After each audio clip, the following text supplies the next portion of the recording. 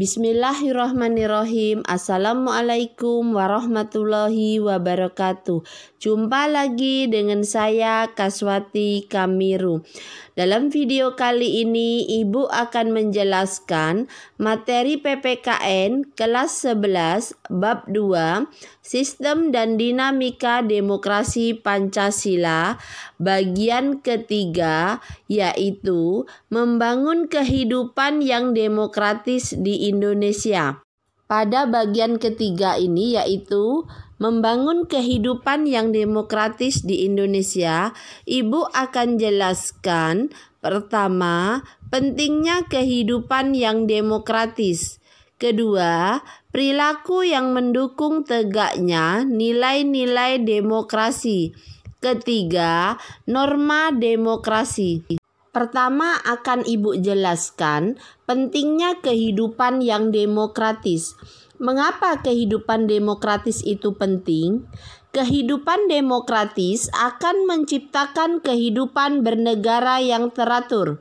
Seluruh warga negara memiliki kedudukan yang sama di depan hukum. Masyarakat dapat berpartisipasi secara aktif dalam pembuatan keputusan dan memperoleh pendapatan yang layak karena terjadi distribusi pendapatan yang adil, serta memiliki kebebasan yang bertanggung jawab. Ibu akan uraikan makna masing-masing.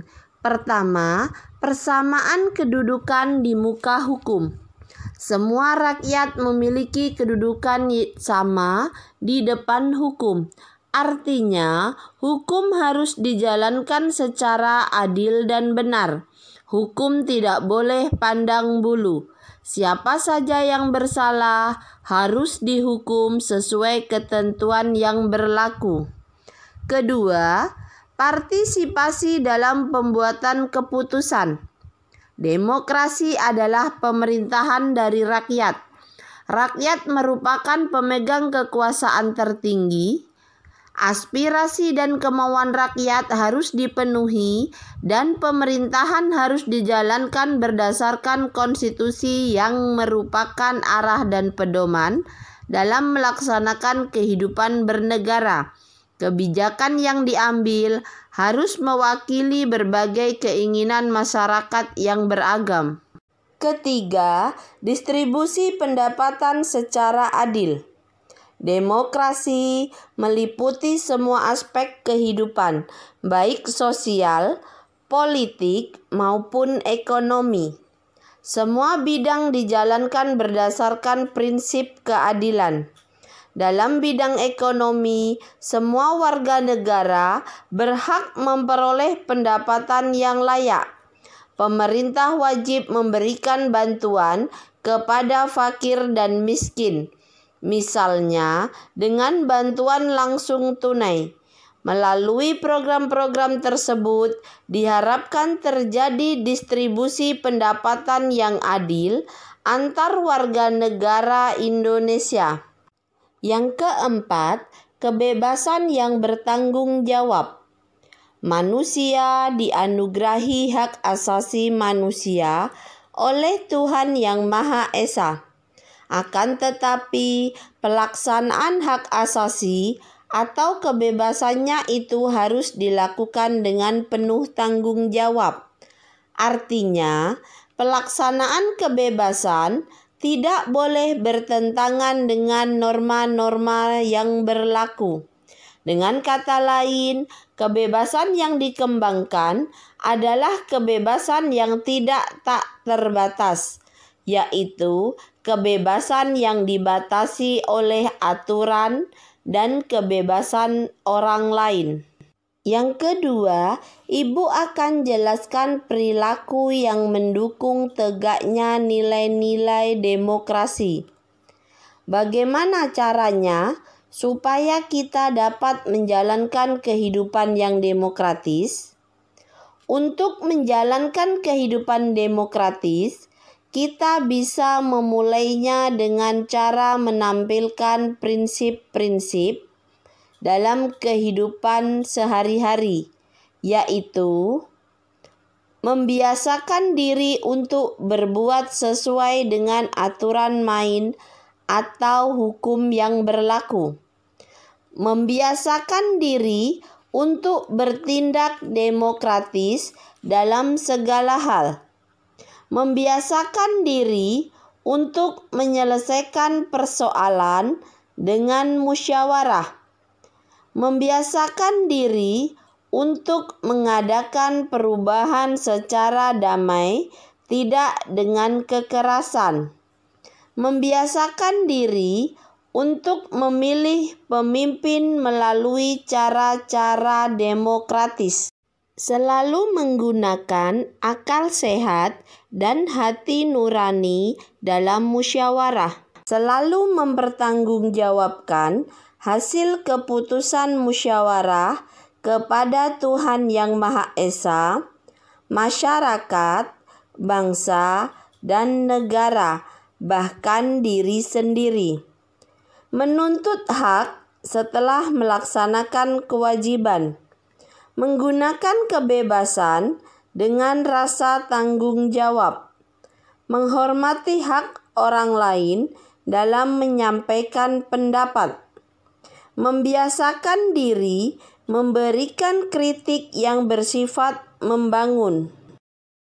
Berikut ini contoh-contoh perilaku menegakkan nilai-nilai demokrasi di berbagai lingkungan yang dapat kalian teladani.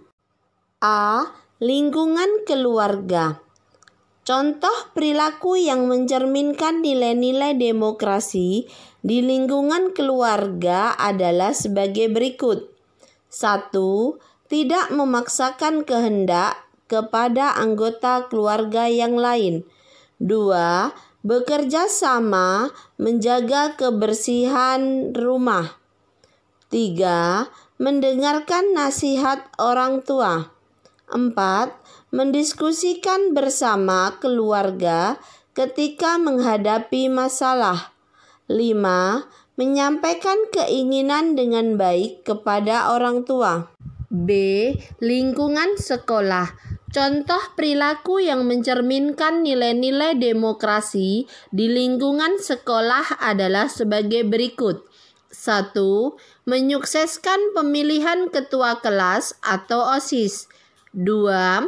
Membagi tugas piket dengan musyawarah. 3. Menghargai teman yang sedang mengemukakan pendapat. 4. Mematuhi tata tertib sekolah. 5. Menghormati bapak atau ibu guru. C. Lingkungan masyarakat. Contoh perilaku yang mencerminkan nilai-nilai demokrasi di lingkungan masyarakat adalah sebagai berikut. 1. Mengikuti acara kerja bakti atau gotong royong. 2. Mematuhi peraturan masyarakat. 3. Mengikuti kegiatan Karang Taruna. 4. Menjaga kebersihan lingkungan masyarakat. 5. Memutuskan persoalan yang dihadapi masyarakat dengan musyawarah. D. Lingkungan negara. Contoh perilaku yang mencerminkan nilai-nilai demokrasi di lingkungan bangsa dan negara adalah sebagai berikut. 1. Menggunakan hak pilih dalam pemilu. 2. Mematuhi peraturan perundang-undangan. 3. Menyampaikan aspirasi dengan cara yang benar. 4. Mengawal jalannya pemerintahan dengan membaca berita. 5. Mengembangkan jiwa patriotis dan nasionalis. Yang ketiga, Ibu akan jelaskan norma demokrasi. Menurut Nurcholish Madjid, demokrasi bukanlah kata benda, melainkan kata kerja yang mengandung makna proses dinamis. Oleh karena itu, demokrasi harus diupayakan. Mengupayakan demokrasi berarti melaksanakan norma-norma demokrasi dalam kehidupan bermasyarakat dan bernegara. Apa saja norma demokrasi itu? Norma demokrasi yang hendaknya dilaksanakan oleh negara demokrasi adalah sebagai berikut. A. Kesadaran akan pluralisme. Kesadaran akan pluralisme merupakan pengakuan terhadap kemajemukan dalam masyarakat yang diwujudkan melalui perilaku nyata. B. Musyawarah. Bulat air karena pembuluh, bulat kata karena mufakat. Peribahasa tersebut menggambarkan kebulatan suara dalam musyawarah. Musyawarah merupakan cara terbaik dalam pengambilan keputusan dan menyelesaikan masalah. C. Harus sejalan dengan tujuan. Norma demokrasi tidak menghendaki seseorang menghalalkan segala cara untuk mencapai tujuan. Fakta dalam kehidupan bernegara menunjukkan bahwa seseorang sering potong kompas atau mengambil jalan pintas dalam mencapai tujuan. D. Pemufakatan yang jujur dan sehat. Permufakatan yang jujur dan sehat adalah hasil akhir musyawarah yang jujur dan sehat. Setiap keputusan harus diambil berdasarkan kejujuran dan kejernihan pikiran. E. Terpenuhinya kebutuhan pokok. Terpenuhinya kebutuhan pokok berhubungan dengan pemenuhan segi ekonomi. Ekonomi berhubungan dengan kesejahteraan.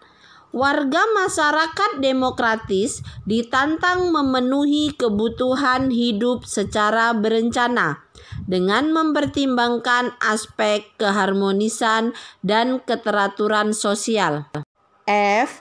Kerjasama antar warga masyarakat dan sikap saling percaya. Kerjasama antar warga masyarakat, sikap saling mempercayai iktikat baik masing-masing, dan jalinan dukung-mendukung secara fungsional antara berbagai unsur kelembagaan kemasyarakatan merupakan segi penunjang demokrasi. Terakhir, G. Pendidikan demokrasi.